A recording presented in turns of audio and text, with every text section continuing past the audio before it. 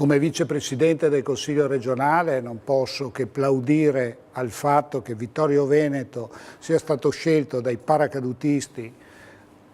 come sede del loro raduno e soprattutto che, come solo i paracadutisti possono fare, abbiano previsto di abbracciare idealmente questa società lanciando il più grande tricolore del mondo. 1000 metri quadrati, uno spettacolo credo bellissimo, pari a quello delle frecce tricolori, e credo che sia una grande opportunità per tutti i veneti, oltre che per abbracciare i nostri paracadutisti e le forze armate, anche quello per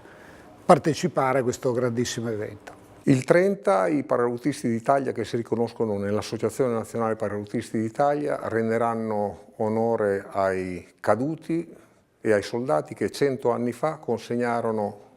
alle generazioni successive un'Italia unita e indipendente.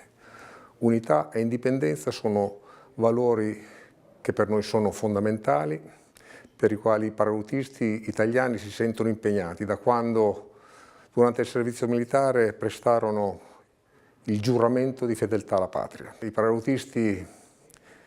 sono nati come specialità durante la Seconda Guerra Mondiale, ma il primo lancio operativo è stato fatto al mondo, è stato fatto a Vittorio Veneto, da un tenente degli Arditi,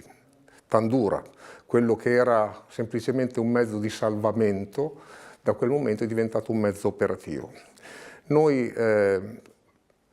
commemoreremo anche questo evento importante, ripeto, non solo per noi, ma per tutto il mondo militare,